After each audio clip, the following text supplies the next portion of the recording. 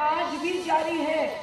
उनमें विनोद भाई, सुभाष भाई, ये सब इन गांवों के साथी होते हुए जब उनको वहां से दौड़ के निकलना पड़ा, अपना आवास और अपनी खेती अपने भाई। आजमगढ़ 8 नवंबर जन आंदोलनों की नेता मेधा पाटकर पहुंची किसानों के संघर्ष में जमुआ की खिरिया की बाग। इलाहाबाद से अंबेडकर वाहिनी के डॉक्टर आरपी गौतम, बुलंदशहर से किसान नेता पूनम पंडित, लखनऊ से घंटाघर आंदोलन की नेता अजहर मोबीन, डॉक्टर संदीप पांडेय, NAPM की राष्ट्रीय समन्वयक अरुंधति गुरु, गोरखपुर से भीम आर्मी के रविंद्र सिंह गौतम, हाईकोर्ट अधिवक्ता संतोष सिंह, बलिया से राघवेंद्र राम, मऊ से अरविंद मूर्ति अफाक धरने के समर्थन में पहुंचे। सभा को संबोधित करते हुए मेधा पाटकर ने कहा कि जो जमीन पीढ़ियों से हमारे पास है, वह हमें अन्न की सुरक्षा के साथ जीवन जीने का अधिकार देती है। सरकार विकास की बात करती है, लेकिन विकास का चरित्र का क्या होगा, इस पर बहस नहीं करती। यह किसानों और मजदूरों की जमीन छीनकर पूंजीपतियों के लिए एयरपोर्ट बना रहे हैं, जिसकी आम जनता को कोई आवश्यकता नहीं है। अगर यह वास्तविक विकास करना चाहते हैं तो किसानों के हर 5 किलोमीटर पर मंडी का निर्माण कराएं। मेधा पाटकर ने पंचायत में लोगों से पूछा कि क्या आप जमीन देना चाहते हैं। जनता ने कहा, हाथ उठाकर एक स्वर में कहा कि नहीं। पाटकर ने कहा कि DM साहब क्यों संविधान का पालन नहीं करना चाहते।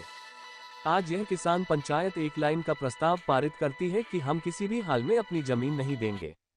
जिलाधिकारी इस आशय की सूचना उड्डयन मंत्रालय और प्रधानमंत्री कार्यालय को भेज दे।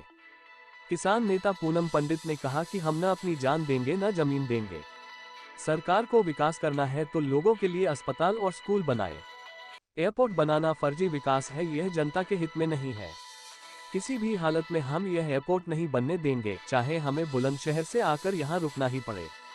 किसान नेता राजीव यादव ने बताया कि 9 नवंबर को 9 बजे किसान नेता राजेश टिकैत जमुआ की खिरिया की बाग में चल रहे धरने के समर्थन में आएंगे।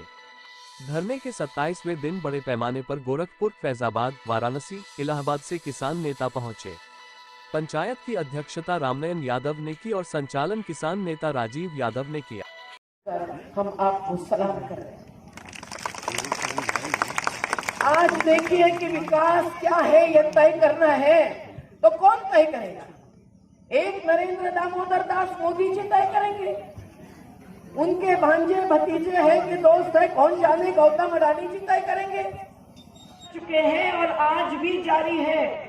उनमें विनोद भाई, सुभाष भाई, ये सब इन गांवों के साथी होते हुए जब उनको वहां से दौड़ के निकलना पड़ा, अपना आवास और अपनी खेती अपने भाई बहन बचाने के लिए, अपने माँ पिता के साथ हटाने के लिए, तब पता चला कि यहाँ ऐसा कुछ हो रहा है कि पुलिस घुसकर अंदर आ रहे हैं। क्या ये डकैती है कि वो आकर किसी के नाम पर पीढ़ियों से जो जमीन है, जो बाप दादाओं ने जीवित रखी है खेती, ताकि आप अन्नदाता बने रहे और हमें अन्न सुरक्षा देते रहे, ऐसी संपत्ति नहीं होती है।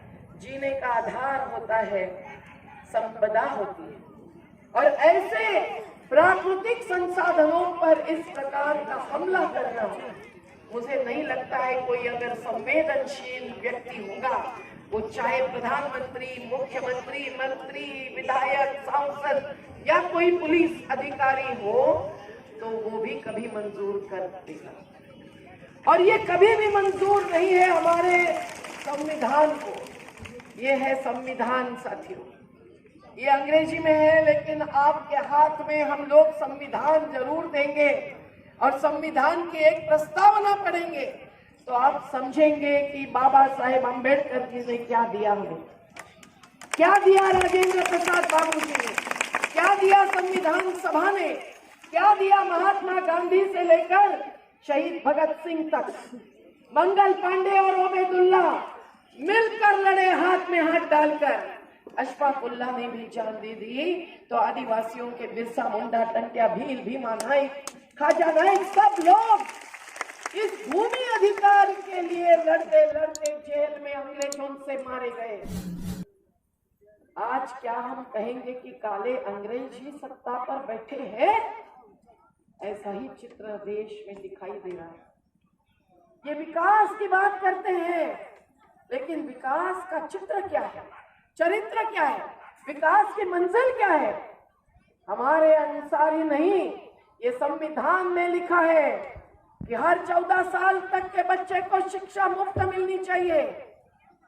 हर व्यक्ति को, भारत के नागरिक को सकस आहार देना चाहिए।